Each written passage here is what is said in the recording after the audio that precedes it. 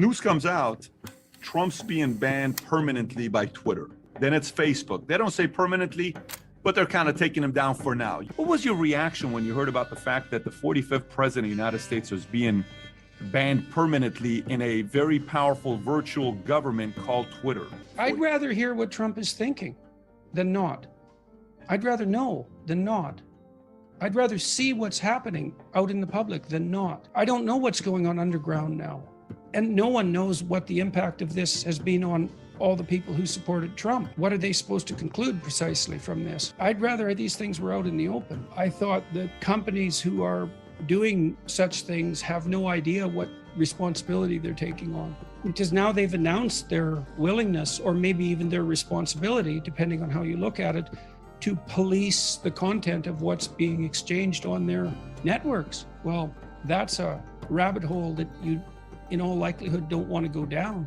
So you see attempts to censor emerging quite constantly now, and it's very dangerous. It's very dangerous. It's very upsetting that this happened to the president, to an elected president. God, wouldn't you like to know what Trump thinks? I'd love to know what he thinks. We need to know, because half the population voted for him.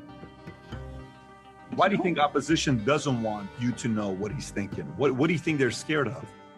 I think they're scared of all sorts of things. I think they're scared of the possibility that he has the power of a demagogue, that he's a populist, that he could harness the crowd for nefarious ends. They're concerned about his respect for democratic norms and his respect for the authorities of the state. And so that's their fear. Trump was a populist, and so that's where that fear comes from. There's also fear, of course, because some people think one way politically, and a lot of this is temperamentally based, and other people think another way, and it's hard for them to communicate across. So that's some of the fear. But, you know, it has to be addressed, because in the US, there's this problem that 50% of this situation, 50% of the people voted for Trump. That can't just be swept under the rug. You can't sweep something like that under the rug, like at all. And so what's going to be the consequence of stopping him from speaking? Why would you think that all the consequences of that are going to be good? I don't think they're going to be good. I mean, certainly a large part of the American population felt like they were punched by the large media companies, the large social media companies, because they were affiliated with Trump, and all of a sudden he was silenced. So all those people feel that they've been silenced. Well, they have been. Well, you might say, well, those are precisely the people who should be silenced. Is that what you think? You think 25% of your population should be silenced? Do you? What does that say about you? And what are you going to do with those 25%? You have to live with them. Christ, you're probably related to a bunch of them. So it's not a good solution, I don't think. What has been the consequences of silencing someone that has a big following? Who ends up paying a price long term? The classic defense for free speech is that, if you limit someone's free speech, not only do you limit the rights of the person who's speaking, but you limit the rights of those who could have heard. And it seems to me that I believe that people have the intelligence to make up their own minds, and that they should have the information presented to them. My experience has been that people are far more intelligent and perspicacious than we generally assume. They come to the right conclusions, who's to say, but I don't think there's anything more important than freedom of speech. I don't think that these companies had the right to do what they did.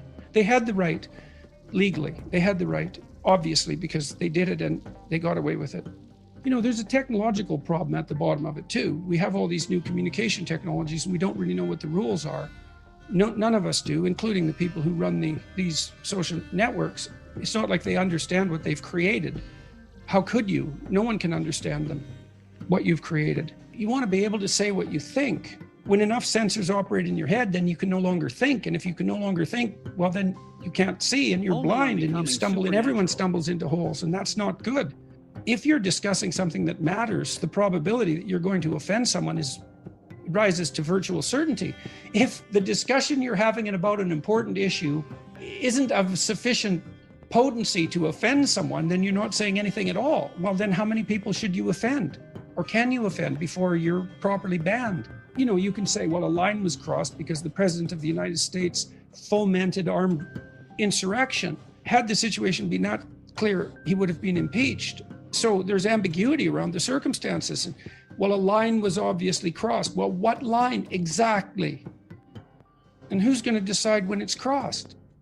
Exactly. And this is very troublesome, but it's a problem we all have. In some sense, it's not a problem that Jack Dorsey has or Mark Zuckerberg. They're facing the same set of issues that the rest of it are facing. I mean, they have more authority over their platform, obviously, but it's not like there's a bunch of us out here who have the answer and they could just come asking. We're all facing this mystery, which is what our technological transformation of our means of communication, what it means and what we should do with it. It's complicated. You have unlimited bandwidth and you have the opportunity to do anything you want and share it with hundreds of thousands of people. Okay, what should you do? You have enough money. And so, because one simple answer to a problem is, well, I'll do what makes money. It's like, okay, well, now you have the money. Okay, now what should you do? Well, it's complicated. Yep. It's really complicated. And so we need to talk about what we should do. Many politicians are unbelievably leery of long format. They don't understand it. They don't understand YouTube. They don't understand podcasts. They're still stuck in 1970, technologically speaking. And, they're worried about misstepping. Well, that'll revolutionize politics if people actually start to engage in it. I think, at least it has the possibility of that happening. You tell people what's going on and let them figure it out. You can't hide it anyways. If it's real, you can't hide it. It comes out. You can't hide reality. It always comes out. And usually if you try to hide it, it comes out in a much worse form. That's my experience as a psychologist. I've never seen anyone successfully hide anything in their life. Not really. It leaks out. They don't necessarily even make the connection, but they can discover the connection later and be very sad about it.